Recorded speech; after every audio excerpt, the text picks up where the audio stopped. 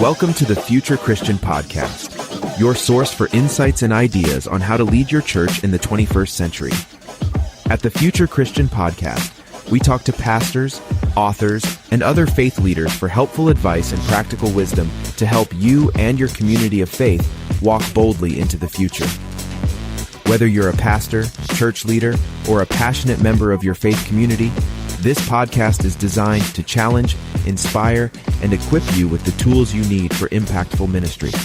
And now for a little bit about the guest for this episode. Welcome to the Future Christian Podcast. Today, Loren Richmond Jr. is in conversation with Cathie Caimano. Father Cathie is an Episcopal priest ordained for 25 years.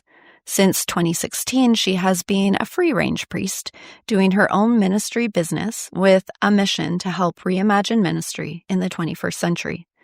She serves a small congregation in a cage-free way and writes, coaches, teaches, and consults about practical ways of being and doing church in sustainable, faithful, joyful ways. Cathie lives near Charlotte with her wonderful husband and adorable Great Dane.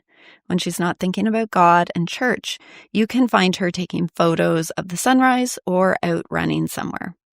A reminder before we start today's podcast, please take a moment to subscribe to the podcast, leave a review, and share Future Christian with a friend.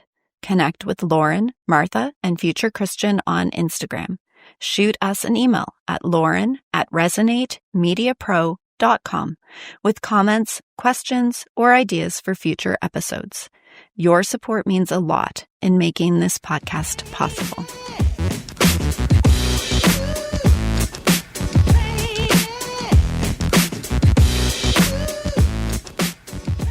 Hello and welcome to the Future Christian Podcast. This is Loren Richmond Jr. and today I am pleased to be welcoming Father Cathie Caimano. Hello and welcome to the show. Hi. Well, I'm glad to be here. Yeah, looking forward to having this conversation. So why don't you, we're just talking a little bit offline about working out and fitness and, I sometimes ask folks anything fun you want to say about yourself. So you and your husband are big into outdoor adventure, it sounds like?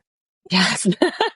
Well, that's so funny because I'm definitely not a nature girl, although I do go outside because I do a lot of running. Yes, my husband's a big triathlete and I am a competitive age group runner now. I'm about to turn 59, so I'm getting ready to be a fast old lady, I like to say. So I spend a lot of time running, and that really does hook back into my spirituality and into my vocation.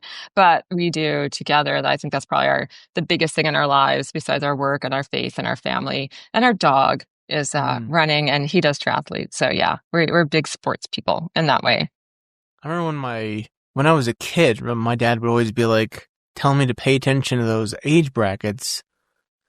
But, you get to an extent where it kind of works against you, and then I guess it works for you again, I suppose. Yeah, it's really great. Don't even get me started on my running, and we'll never talk about anything else. But that is one of the good things about getting older, is that a lot of people sort of drop out when you're in your mid-30s to mid-40s. I mean, you're there with you live in Colorado, I live in North Carolina. Those are both places that are packed full of athletes.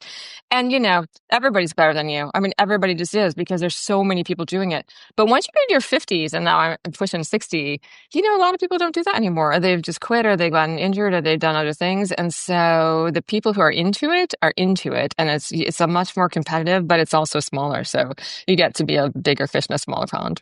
Good to look forward to. Why don't you share about your faith journey, what that looked like in the past and what that looks like today? All right. Okay, I'll try to get this really short. But I was raised Roman Catholic. I am an Episcopal priest now. I've been an Episcopal priest for 25 years. And I was thinking about this. There's so much to say, but I will say that I always just had a relationship with God, right? So I was fortunate enough to go to Georgetown University back in the day when somebody like me could get into Georgetown University. And it's a Jesuit university, and I was Roman Catholic. I didn't go there because it was Catholic school, but it just turned out to be this great thing. And at that time, every incoming freshman had to take a class called The Problem of God. And I just love that. I mean, the theory is that in order to be a well-educated person, you have to grapple with God at some point, right? Whether you believe God exists or not, whether you follow a particular faith or not. And it was fascinating and fabulous. And you read all these books from people who are like stark atheists all the way to people who are completely devoted followers of different faiths. And then you had to like basically write a paper and say like, where are you in all of this? And people really got into it. And I remember that because in the end, it was just like, I just know God, right? Like from a small age, I talked to God, God talked to me. I've always felt God's presence. I've always felt like I could sort of discern where God was and could feel God. And so I was like, this is beautiful and wonderful, sort of doing the intellectual stuff. And I just know that God's with me. Like that's just kind of been my journey, right? And sort of becoming more comfortable with that and becoming more comfortable sort of talking about that without sounding like a complete weirdo, you know? and obviously living into it. You know, I had a real true calling experience when at the end of college, I did the Ignatian exercises. So I did a 5-day silent retreat on the spring break of my senior year. I'm like, you know, everybody else in the world is like out somewhere partying for 5 days straight. And I am like in a convent in Western Pennsylvania, not speaking for 5 days. And I heard God, I heard Jesus say, do this in remembrance of me. I just heard Jesus' voice and I felt Jesus' presence and I knew I was called to be a priest. And then I thought, well, that's really funny because I'm a girl and I'm 22 and I'm a Roman Catholic. So, you know, I just kind of went on with my life and then that's a very long story, but the doors started to come open to me. I discovered the Episcopal Church once I moved to North Carolina. I just drawn to it. I was not thinking about getting ordained, but then there I was and then things started to happen. And then I just walked through that door and here I am. Yeah. We were talking about this a little bit again before we started recording, and I want you to talk more about it here just for our listeners, because I think it's a real interesting. You've, as listeners heard, you have the title of Father Cathie. Yes. Talk about how you chose to accept and retain that title. Well, you know, this is going to make me sound like the church geek that I am, but like your senior year of seminary and the Episcopal Church and senior year of seminary, everybody's getting ready, you know, to launch out into the world. And most people are on the ordination track. And so you have this like conversation of like what you're going to go by, what title, you know, this is like what people, young people who are about to be formed, you know, care about. And, you know, it just struck me at the time that like all the men were just automatically going to be Father Bill or Father Jones or whatever. Some of them in the South might have been like Mr. So-and-so if they're in the low church tradition, but really it went without saying that they were going to be fathers. And so then the women were having all these like strangled conversations about like what, like I'll just be Cathie or I'll just be Beth or maybe I'll just be Reverend. And, you know, and I was like, why should I have to worry about that? Right. To me, Father in our tradition is the title of a priest. And I am a priest. Right. And so to me, it's like, to me, that's a no-brainer. And I said to you earlier, and I'll say it again, like, I don't think of myself as a woman priest, right? And I think of father as a title for a priest, and it's not really about gender at all. It's about what we were talking about, like fatherly qualities. Right. And so I think it's about, you know, God's, you know, care of us. And, you know, it's about protection and leadership and those sorts of things. And not that women can't do those things, but like things that are thought of as typically fatherly, if you will, which I think women can do, right? Just like men can. But so anyway, to not get into the gender thing, and some women in my tradition go by mother, and that's totally fine. Although I will also say, a lot of people more and more, especially women, but also men are like, well, I don't want a title. I'm just going to call myself, you know, Joe, just call, you know, but you know, to me, that is also kind of scary because, to me, that's about authority. And my priesthood is not about my own authority. Like I would be way too scared to do what I do. It's not the Church of Cathie, right? It's not on my own authority that I am a priest. I am formed and held up and sealed by the Holy Spirit and ordained into this tradition. So I do this by the authority of the church that is vested in me. And so therefore, to me, that title is very, very important because it's not me, right? It is the church that has vested this in me and the Holy Spirit that has vested this in me. And if I didn't believe that, there's no way I could do the things that I do. And it would be very deforming, if you will, I think, for myself. And I'm gathering, you know, for the people who would follow me. Yeah, that's a really interesting observation you make about that title representing your ecclesial authority, not just for your, you know, of your own authority or even of your individual church authority, but of, you know, of the tradition's authority of this big group of believers. Yeah. And we believe the Holy Spirit, right? Like you Right, can't take it right, away. Like right. my bishop could keep me from serving as a priest, but we believe that ordination is, you don't take it back. It's like Yeah. baptism. It changes you and you are a priest forever. And so it is literally part of my being now. Yeah. Yeah, that's cool to hear. Share, if you would, about anything you want to share about spiritual practices or disciplines that are helpful for you. Well, that's really funny. I'm going to probably talk about this later in the conversation, but I have recently started this thing called a gym for your soul. And so it's basically like going back to ancient Christian practices. And so what did it mean for the first Christians to be Christian? Right. And so before there were denominations, before, all the stuff, right. And also to think about it like a gym, like, not intellectual, not how to, not what do we believe, but the actual activities, the actual what do you do in your life that makes you a Christian. And so one of the things we're working on right now, so I'm kind of doing the basic workouts. And the first one is prayer, right? But it is repetitive prayer. So it is using the ancient prayers like the Jesus prayer, Lord Jesus Christ, Son of God, have mercy on me, a sinner. The Lord's Prayer, the Hail Mary, the short snippets of the various Psalms, and repeating them over and over and over again. And of course, that's how rosaries came to be and prayer beads came to be, because the monastics used them to count their prayers, right? Then they would pray 100 times a day or 25 times a day or whatever. So that is the thing that I've been doing lately, is like, I'm counting on my fingers. I sometimes use my prayer beads, but I say my Jesus prayer 10 times every morning. I say my Our Father when I'm doing my exercises, when I'm doing so to the really getting into the repetitive prayers, as a way, to just like, it's a calming thing, it's a focus thing, but also it's a way to just sort of carry that prayer with me all the time in all the various parts of my life. Yeah, I think it's so interesting that you Trexo, right? Like, I'll tease it here because Yeah. Well, and I pronounce it Traco. It's really, it has an Traco. X in the middle, but I use a lot of the old Greek words, and so I'm using the chi as the chi rose. So yes, we pronounce it Traco. Okay, my even though it apologies. is an X. Yeah, No worries. Rusty. No worries. Greek here. It's okay. But I'm reminded, we just both talked about working out and enjoying to be active, and like I'm thinking about like Thursday was leg day, and like I do those 10 reps or 12 reps of 3 sets or whatever, which is very repetitive and ritualistic. And I grew up certainly in a tradition that was antagonistic, maybe at worst, but certainly suspicious of ritual and repetitive nature. But like, we wouldn't say that about like working out. Like, we'd say like, hey, this is the reps I need to do to get fit. Yeah. Right. I'm thinking about like, my wife and I just celebrated 21 years of marriage, and like how much work it is to maintain a relationship. Yeah. Thank you. Yeah. And like, what is it, do you think? I suppose we're getting off track here a little bit, but I'm struck by like how much a relationship with God really like takes intentionality. And there seems to be this assumption that like it'll either come or it won't come. And if it doesn't get, like, it should just come to you. Does that make sense? Right. And that is sort of one of the reasons why that I started this whole thing about a gym for your soul. Like, especially because I just described, am somebody who I feel like I have this sort of like spiritual pathway that I find it's very easy for me to access.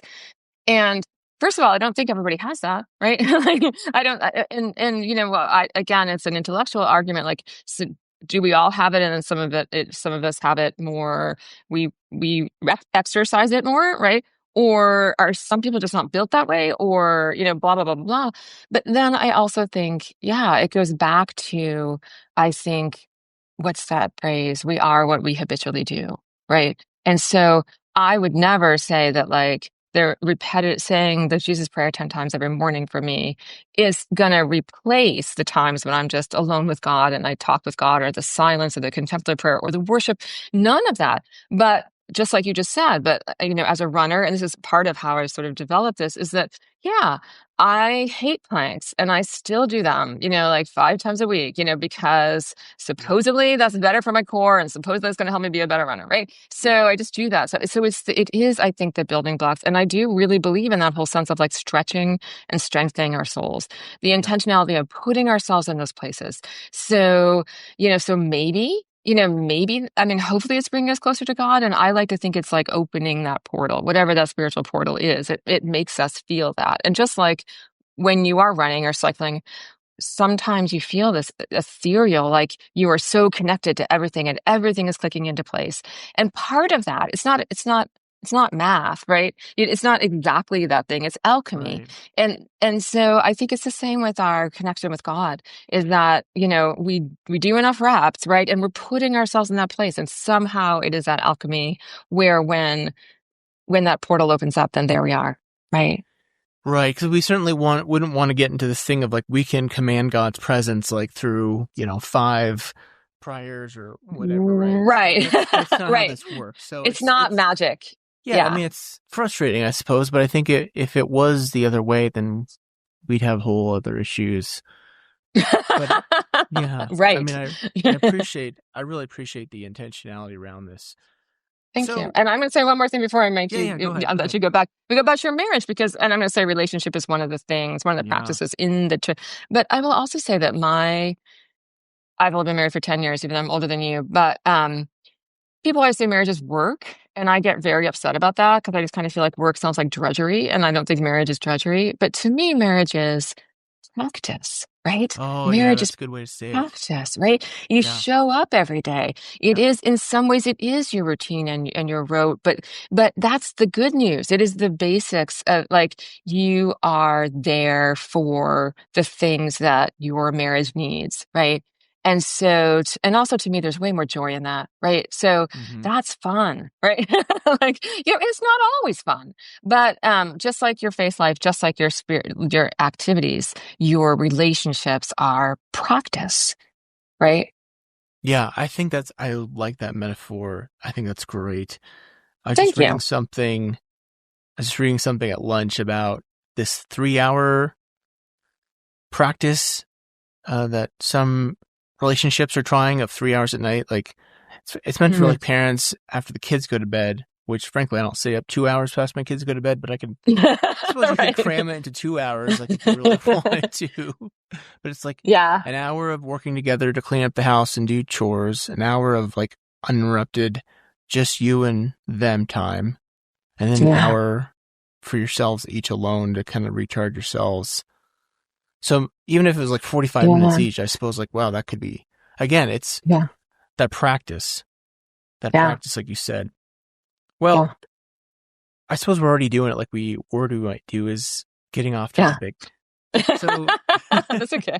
Maybe this is the topic. Maybe this is good topics. Okay. This is good topics. But Cathie, I had her on because first, just I appreciate what she shares on Substack and social channels where I follow her on about the institution of church and changes that are coming or might need to come, or how the church is navigating, disruption in our current time.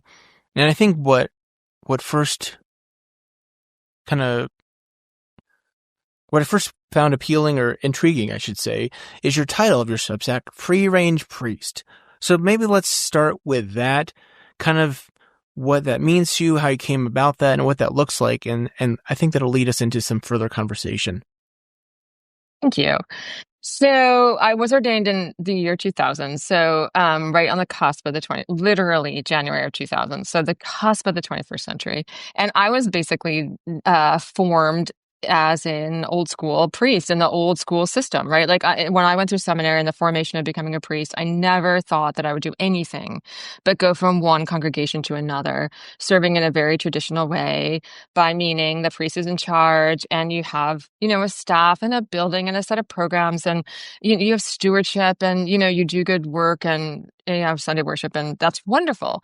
And in practice, once I started doing that and I served 3 congregations, I was like, and I did the thing. I always say, like, this just came out. It was an accident, but I actually did have like the career trajectory thing, right? So I was a baby priest at a big church in New York City.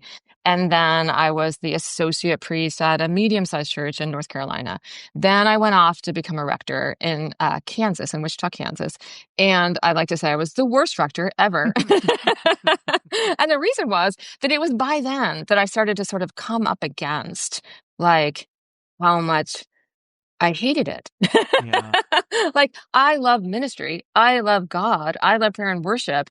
I hated being a rector, and I was Yeah. bad at it because I knew all the answers and I was going to tell all those people how they could fix everything. And you might guess how that went over with that congregation. And Not good. we've come a long way, and like, I love those people, but still we had a hard time and there was other things going on. But the point is, I came up against like, what am I doing here? Like, why is it my job to uphold this institution? And incidentally, things don't work the way that they're supposed to, right? So Right. stewardship doesn't really bring in enough money to pay the bills, right? So they're constantly under money stress. And people aren't interested in committees, and they're not really all that interested in Sunday school. And they want to come to worship, but they want it to be a very specific way. And people leave because they're mad. And, we don't really get new members and all the things, right? And then it becomes like meetings and meetings and meetings, and you're working every night, and you know. Yeah. And so I left and I came back to North Carolina, and I worked for the Bishop of North Carolina, who then became the head of the whole entire Episcopal Church, Bishop Michael Curry. You might have heard of him, my dear friend. I was just texting with him 2 seconds ago. And that was amazing. And I was what's called a canon. So I was basically in-house congregational development and clergy support for 60 congregations, because it was in a geographical area of the diocese. And most of those congregations, like 90% of them, were like fewer than 50 members. And most of those were like fewer than 20 members. And so it was my job to go around to these rural places and meet with these churches. And I had bigger churches too, and to talk with the clergy. And long story short, I realized that it wasn't just me, right? Like, all of these churches were struggling, especially the small ones, but even the medium-sized ones. Clergy were stressed. Congregations were growing. They were barely hanging in there. They're just waiting to be closed. They could not figure out how to move forward. And there's so much stress. And I just kept thinking there has got to be a better way to do this, right? There's just got to be a better way, right? And Bishop Curry got elected to be the PB. And so that was the end of 2015. And so he actually, and my husband, coined the term free range priest. He started calling me the free range priest. And because I was out there. And so then I just decided I'm going to do this. I'm going to become a free range priest. What does that mean? I have no idea. What I decided I was going to do is, 2 really, really big things. The first thing was, it's a business. Like, I started an LLC the day that I started free range priest. And so that was part of the whole, I'm going to get outside of this system, right? The system, right? The institutional, organizational, administrative system, not the faith, not the church. Right. You heard me talking. I am full on a priest. But how can we do church differently? And so that just became the thing that I did. And so that's changed. I mean, at first it was like crickets, and I have no idea what I was doing. And mostly the biggest thing that I did in my first year of ministry is got the pension fund to let me stay in it, which I still think is an awesome thing. So I can, free range priest pays my pension. So I'm recognized as a ministry in the Episcopal Church with my bishop's support.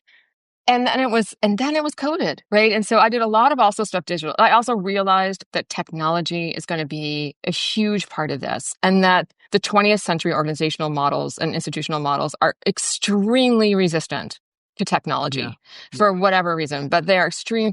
And the lack of the ability of the institution to let technology be at its base, if you will, is, I just think I think money and technology really are 2 of the huge things. They're like just huge shifts into the 21st century that all the other institutions in the world were doing, that for whatever reason, at least the mainline church was just like not going to go there, and just was sort of stuck. I'd like to say we're stuck between the 1st and the 21st century, like right in the middle between the 1st and the 21st century. And so once COVID happened and once we all went online, Well, then my phone did not stop ringing because then everybody wants me to have them, do tech help. And Right. that's a whole other thing that we can talk Yeah. about in another conversation about like my last secular job before I went to seminary was I was the assistant to the chair of the computer science department at Duke University. So this is the mid 90s. So I learned how to code HTML and do all these things. So I was just like I just have been always in love with technology and just love it. And also could see how it could transform ministry. But I just think that the institution isn't having it, right? So during these last 10 years, basically, I write, I coach, I consult, I teach, I do all the things, trying to help. And actually, I've really kind of burst forward in this last year. Substack has helped a lot. But also, I think now that I've been doing this for almost 10 years, I actually have some ideas of what, some like basic, kind of 4 major sort of areas, that I think really need to sort of be addressed or go towards in order to transform. And kind of the biggest one is this systematic change. Like I'm doing this big workshop tomorrow night on systematic change because I think one of the things that I realized is that the institution is not only not interested in changing, but the institution can't change. I no longer believe in institutional change. Like it's just, it cannot. Yeah, let's dive into that because that leads into one of the first big questions I wanted to ask you. And this comes from a book, I think it's out, from Dwight Shiley and Larry. Love Dwight Shiley. Oh, I love Dwight Shiley. Yeah. I've met Dwight. Yeah. I read his books. He's amazing. Yeah. Well, I have to confess, my favorite theologian is Andrew Root, but Dwight Shiley is becoming one of my top 5 Christian thinkers, at least currently. Great. Yeah. But they write about this, bureaucratic model, which is like the traditional denominational model versus what we have now, at least broadly in culture, of a networked model. And I heard it from what you said, I'm laughing at myself a lot, like the pension fund, what kind of, I feel like that's the thing that I'm constantly thinking about is how do I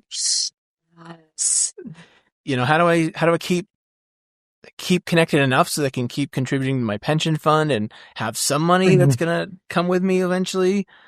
But also because it's very much this top down bureaucratic model, it's I get looked at, I think, with suspicion and at least side eyes when I'm oh yeah, I work with and for many different traditions and many different kinds of faith leaders.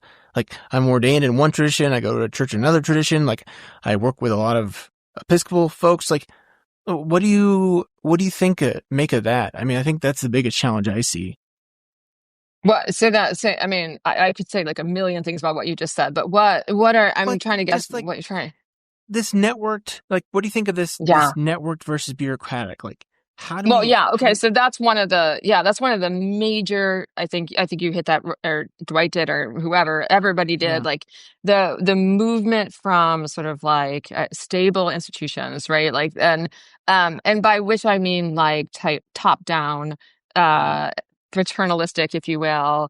And I don't even mean that again in any kind of genderized way, but just the whole leadership at the top and then everybody else follows along, standardized sort of factory model, and then moving into this more agile, more networked, more individualized. And I think that is always going to be a place where the church, which is obviously community driven and seeks to go towards community. But I think we still have to be open to the concept of the idea that today's world is much more individualized. And I think that there are ways that we can, make that connection. But 100%. And you may have read some of the stuff I wrote, but, I had this big thing about post-denominationalism, right? Mm-hmm.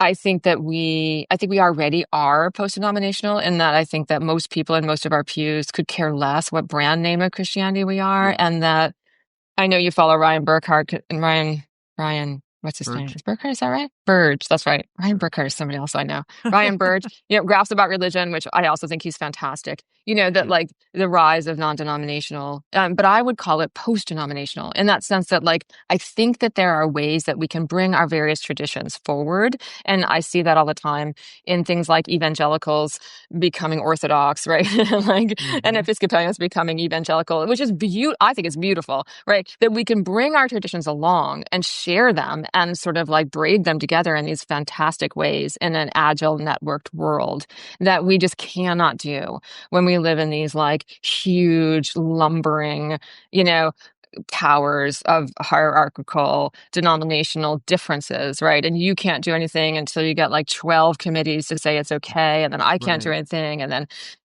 and it just, but anyway, so I have given up believing that the institution is going to change, right? And no matter how much it wants to.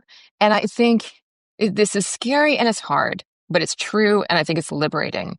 I think we have to truly embrace and even celebrate that the institutions are dying. The institutions, not the church, not the traditions, not all the things that are beautiful about how we follow God. But these things are crumbling to the ground in front of our eyes, right? Like I'm an Episcopalian, so like our churches, most main lines are, but like, yeah, it's crumbling inside, and it's crushing us underneath it. And so that's, to me, like the analogy is we've got to get out from underneath it so it doesn't crush us. And also we need to be alongside of it, right? It's still the church is transforming. The institution is collapsing.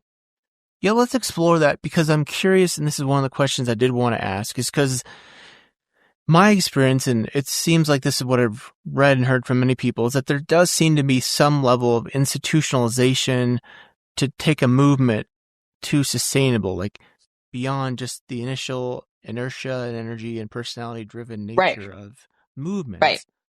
Right. Like, have you given thought to what that might look like? Oh, yeah. Yes, I have.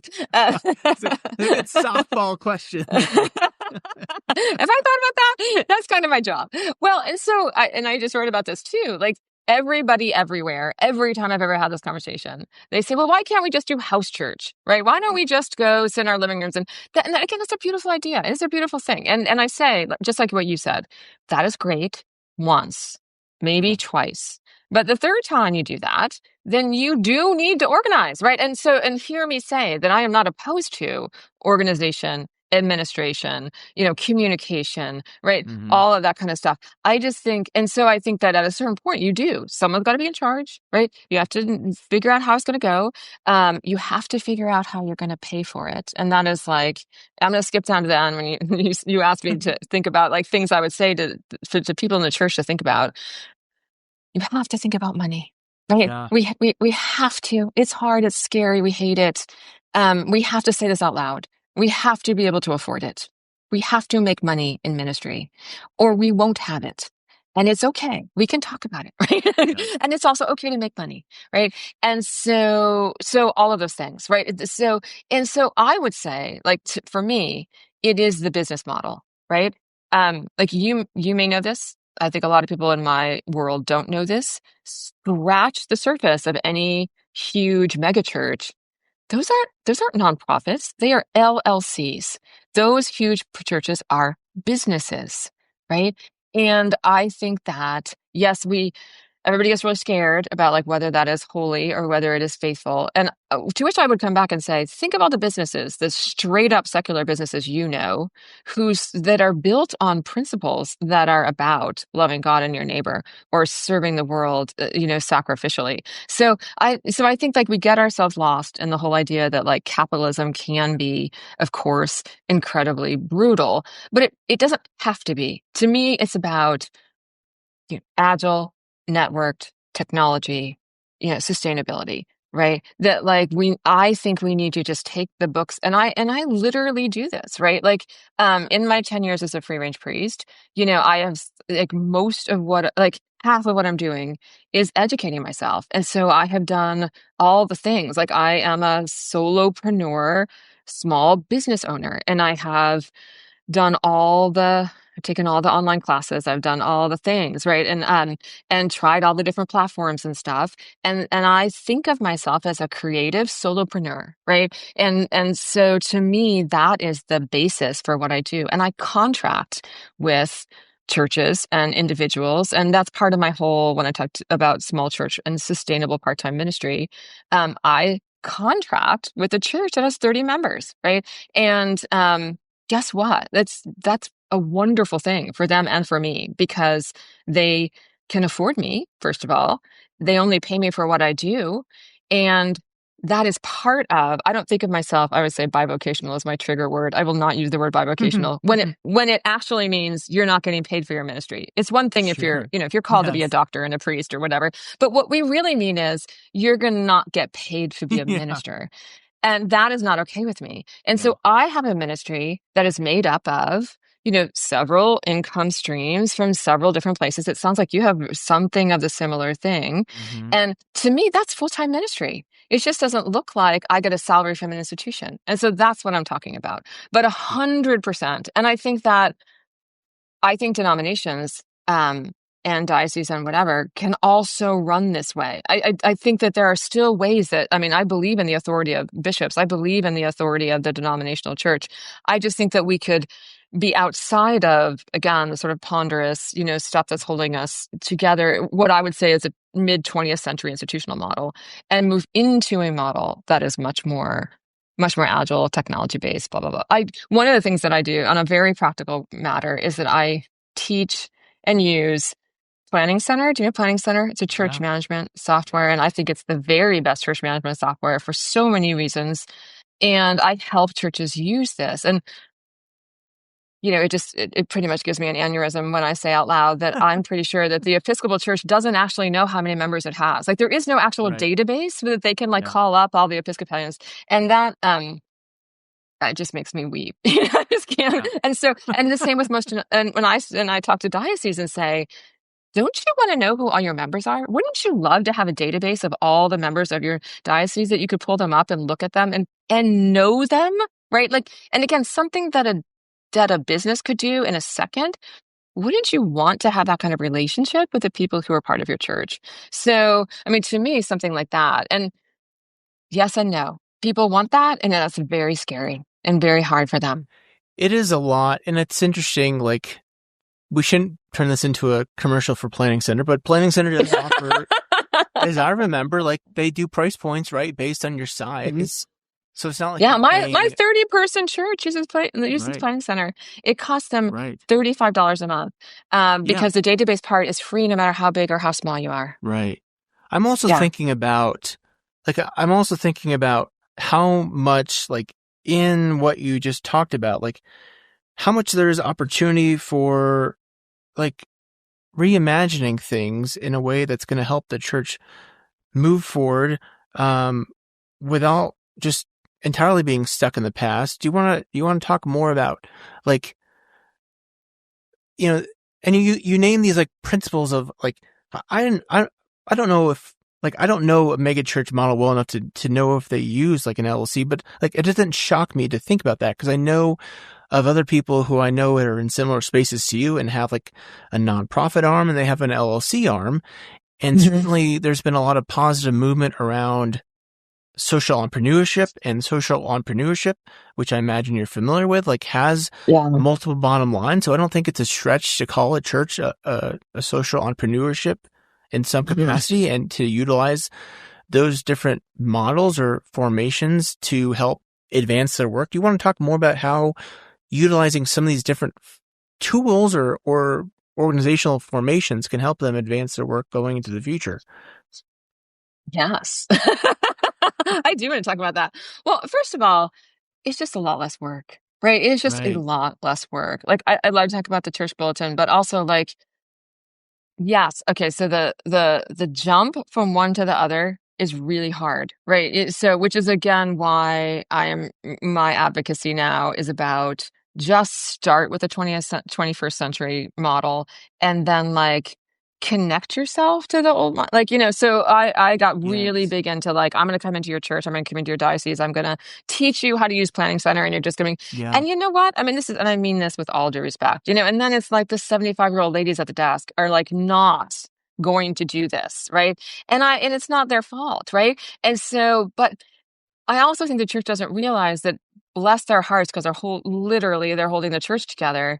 But also, if you've got a 75-year-old lady at the desk who's in charge of like typing things into to the desktop and then printing them out and carrying them over here, then you're not efficient in any way, right? Like you're not, and to me, then that goes. So, I think that the whole thing about starting a gym for your soul, one of the things I'm trying to do now is sort of work with myself and with other people who are doing entrepreneurial ministry and then help them connect to churches. So if I run the thing, like I work for a small church, basically but I also work for a larger church where I run their planning center for them. Right. And then I'm gradually teaching them how to use it, but they pay me less than they would pay somebody who was an administrator to help them, sort of set this thing up kind of alongside what they do. So that kind of thing, connecting on that level.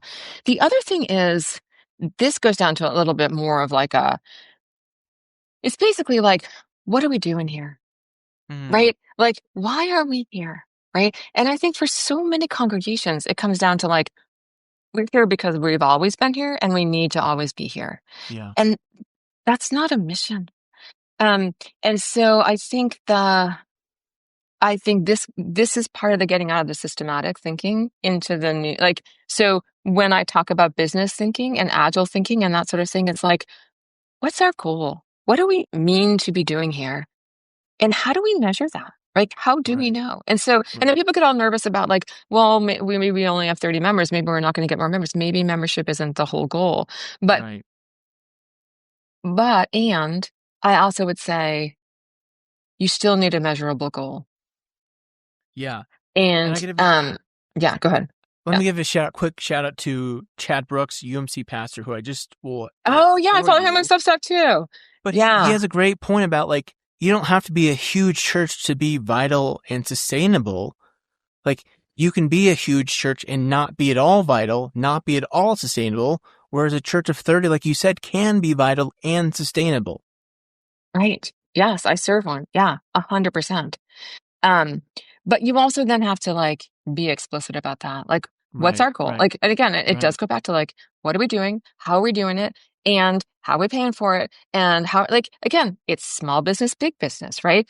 Plenty of people. I have one, right? Like our sole proprietor LLC. You can basically say, we're going to be a 30-member church. Incidentally, that's this whole Gym for Your Soul, the Traco. I'm working with my small congregation to do this, right? And so they, I mean, they're working through me and with me, but the whole idea is people subscribe on Substack, right? We have people joining the gym online, but they're connected with this community of 30 people who are in person, right? And get money. It's part of their sustainability, but it's also part of the way that they grow their membership and that they connect spiritually and how they share the gospel, right? And yet they also get to stay their size, which they love. There's nothing, I mean, I would say, part of this whole weird journey for me is that I've fallen in love with small churches. I, in my mind, think that all churches should have only 30 members because this particular church that I am with, there's so much intimacy there. There's so much closeness. And so if they got much bigger, it would be really hard to be that involved in each other's lives and, to be that personally, there with each other. And so they don't really want to get that much bigger, but they do want to be sustainable and they do want to share the gospel. And that's the exciting thing. There's lots of ways you can do that today, but you have to sort of get outside of that. We're going to have a Sunday school. We're going to have a full-time priest, all that kind of stuff, because those things are not going to happen. I want to go back to what you said there about the alternative ways of being connected to the institution or to I can't remember the words you used there, like the old system. Yeah. Like I'm thinking of, and I struggle to get traction on this because I think it's utilized in mainline circles is like fiscal sponsorship. Like I think fiscal sponsorship should be a bigger deal. Because if anything, like it gives like a startup opportunity to like get some traction and immediately get tax-deductible donations without having to wait through all the 501c3 stuff. Yeah. Talk more about how you could see like that, because I think there's going to be, like you said, there's going to be some need to be attached to the old institutions, but they're also going to want to be networked to other groups. So talk more about how you see that connection. Right. Well, so here's one of the things I'm going to talk about in my workshop tomorrow night, is that when I look out there and all of this, and where I see a lot of the stress, right, the real stress on clergy and congregations, is that we have this system, the standard system that's not working, and yet we're putting all our energy and all the resources that we currently have to double down and triple down on doing the same things over and over again that are not working. Right. And so we are squandering our money and our resources and our people and our energy. And so one of the good things about this, I think, is that my contention is, and I believe this very strongly, the systems that are already working, the congregations that are already existing, doing the things that they've been doing for the last 60 years, they don't need that much more energy and time to continue to work like they're working right now. Right. So basically, it's I don't know if you're familiar with Rabbi Edmund Friedman, family systems theory. Yeah. So Friedman's big thing, which is one of my biggest sort of North Stars, defect in place.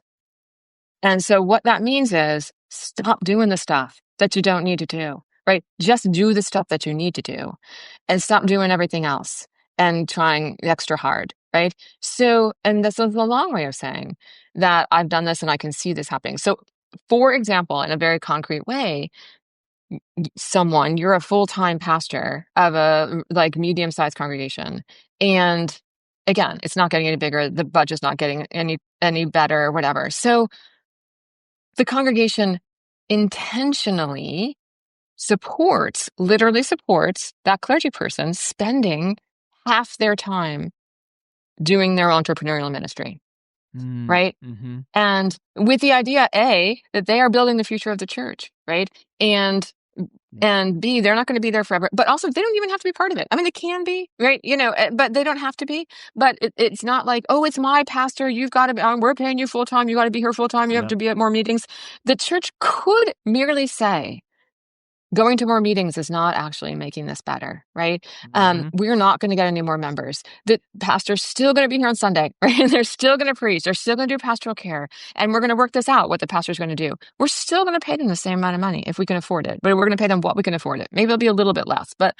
And then we are going to jump up and down for joy that pastor is then building a Substack or building a spiritual practices gym, or whatever else they're doing, or spending their time with a house church, or something like that. And that's also part of the whole agile network, getting out of our silos. It's because I also think that there's this whole it's my church. This whole scarcity. We're not paying for someone to do that. It's like, nope. We're all in the same business, right? We are all in the good news business. So that's what I mean by that.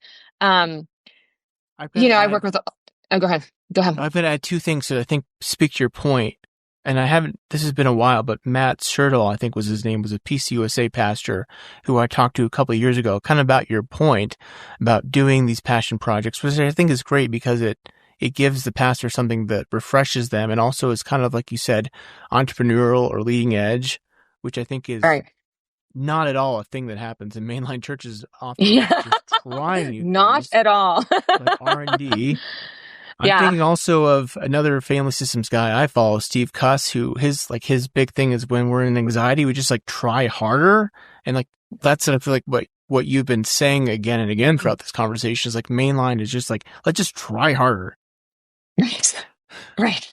Yeah. It's not working. It's not working. Yeah. And also, bless them, but it's I also think that what we end up doing, at least in the mainline church, is we try new expressions of church, as we say, within the same container, right? So it's all good to have a garden, and it's all great to have pub church, and it's great to do, and I'm not making fun. I think this is wonderful that people are trying new music or new forms of worship or whatever.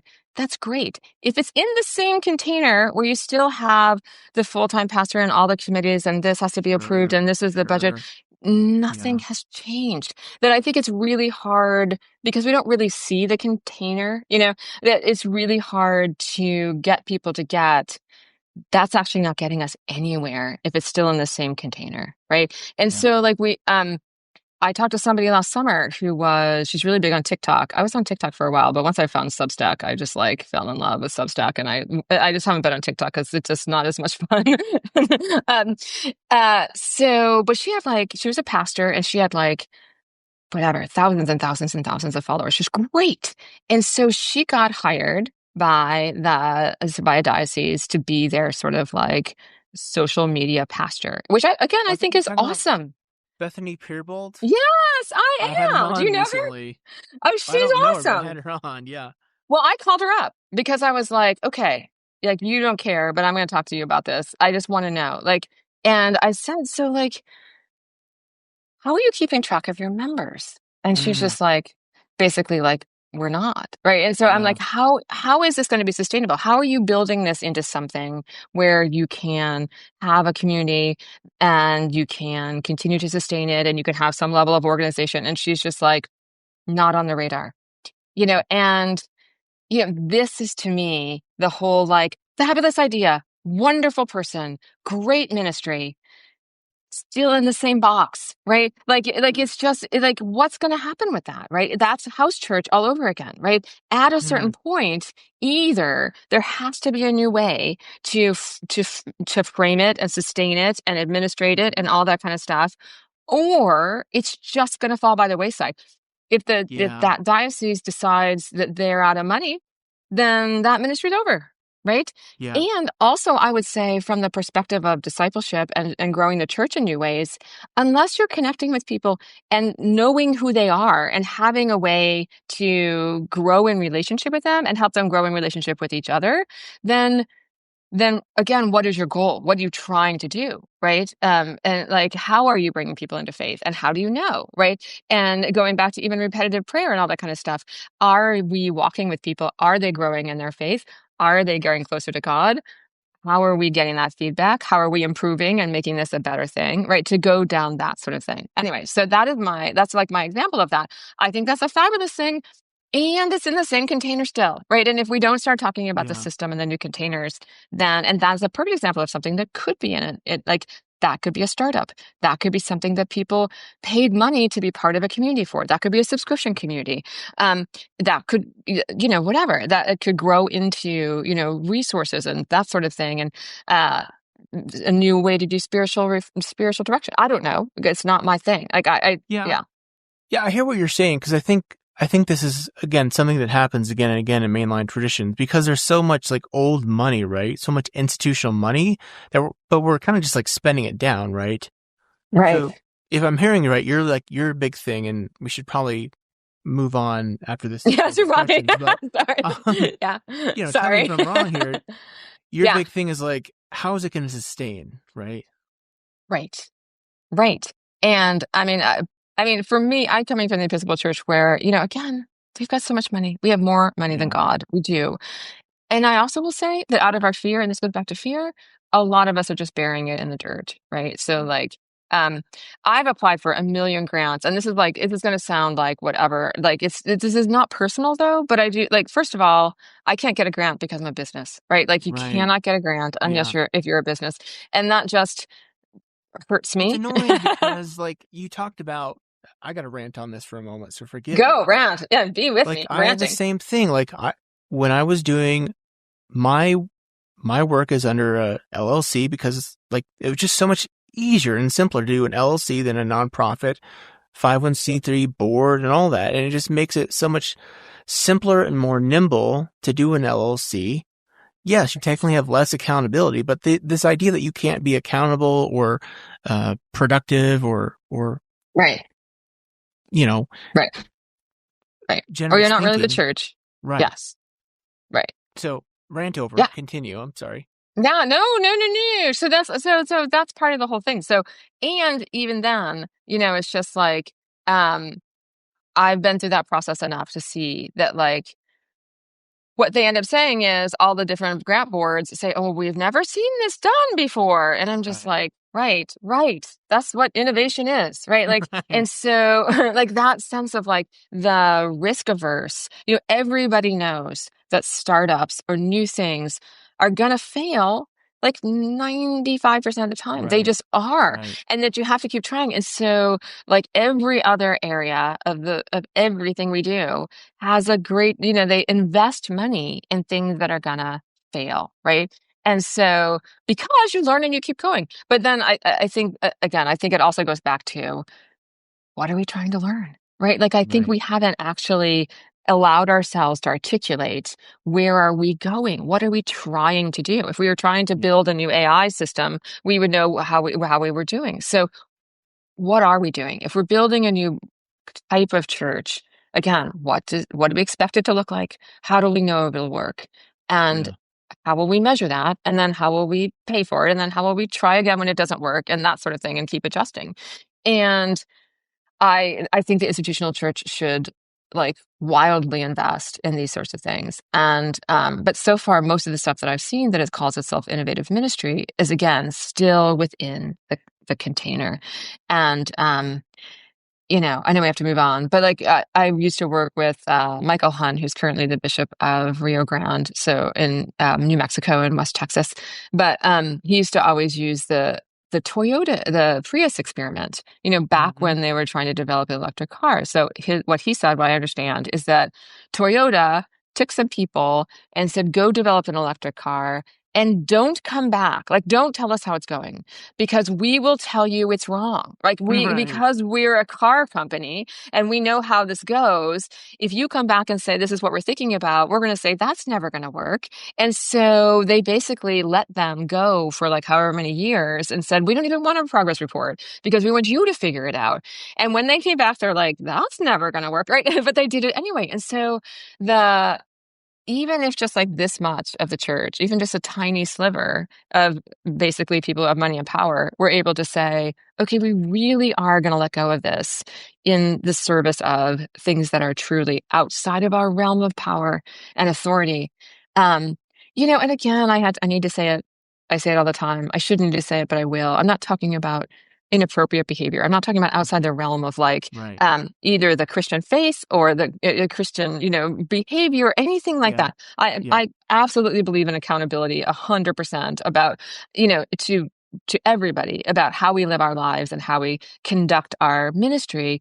But again, the containers, the ways that we're doing it, I think we should be given enormous leeway and support. Most of the people that I meet, like you, like the other people that I work with, we are scraping by, right? Right.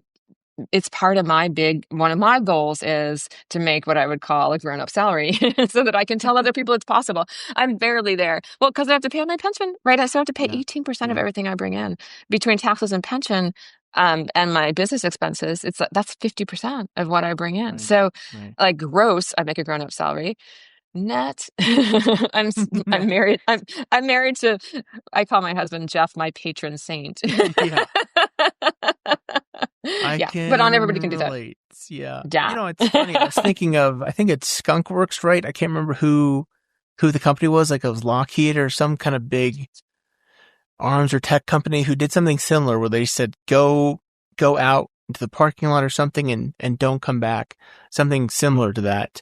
So there's something to be said for that kind of, let's send people out on their way and see what they come up with. And I don't think that's entirely unbiblical either. Jesus sent them out 2 by 2 and go to work. Yeah, well, exactly.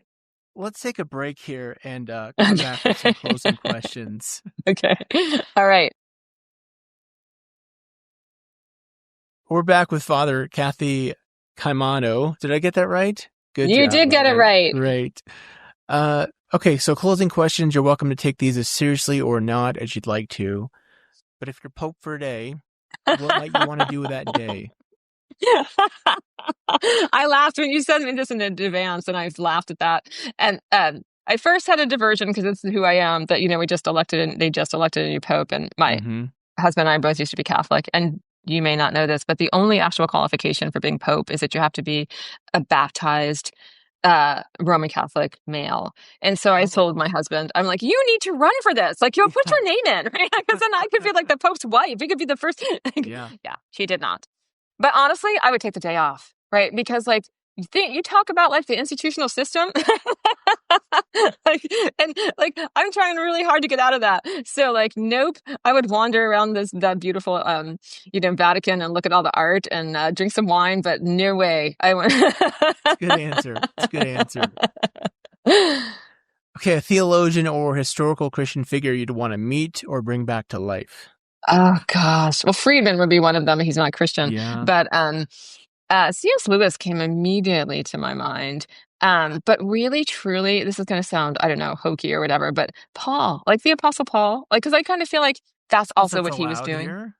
Yeah, he's a historical figure, but he was developing the earliest church, right? I want to know how he did it, right? Yeah. That all those letters, that's what he was doing, right? Leadership Different expressions of the church developments. were happening, and Yeah. he was tearing his hair out half the time, but that's Yep. what he was trying to do. Like, stay with the faith, keep together, pay for stuff, bring me my cloak, but also like just trying to keep everybody's, hopes up and trying to network everybody together. And in so many ways, I think of myself as, I mean, not that sounds hubris, but you know what I mean? Like, like Tent maker, walking. right?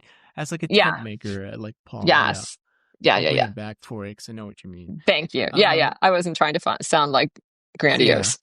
I feel like you're kind of just alternative there, just being a mainliner and referencing Paul, but that's a whole nother conversation. I'm a closet evangelical. Don't tell anybody.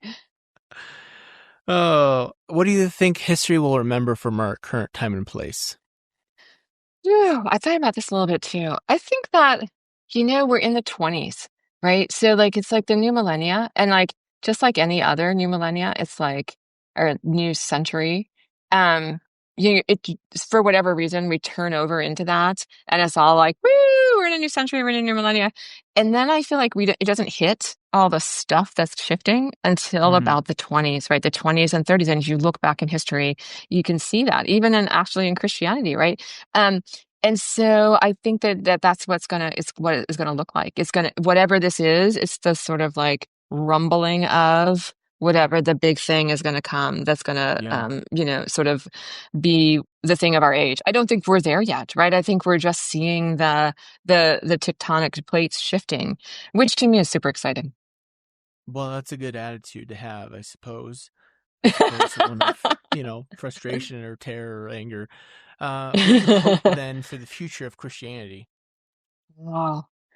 Well, I just think like, I hope what God hopes for the future of Christianity, right? Like, which I don't know what that is, but in our tradition, we say our acclamation of faith is, Christ has died, Christ is risen, Christ will come again, right? Yeah. And so we're living in that. As far like tell my congregation that all the time, right? We are living in that moment, right? Between Christ has died, Christ is risen, and Christ will come again. And so I hope that we enjoy that, that like we live into that with hope and courage. Yeah. Well, this has been such a great conversation. Like, thank you. I'm gonna have to just like take a break and go outside and just process all we've talked about.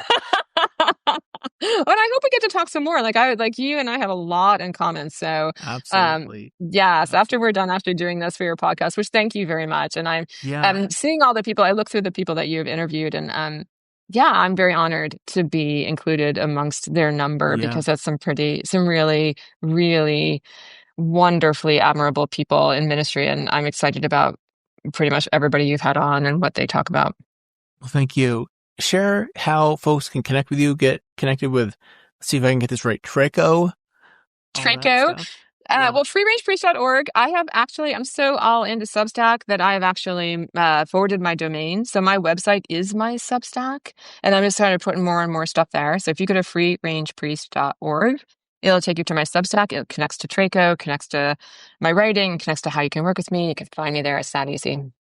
Okay, awesome. Well, this has been a great conversation. Again, really appreciate your time. We always leave folks with a word of peace. So may God's peace be with you. And also with you.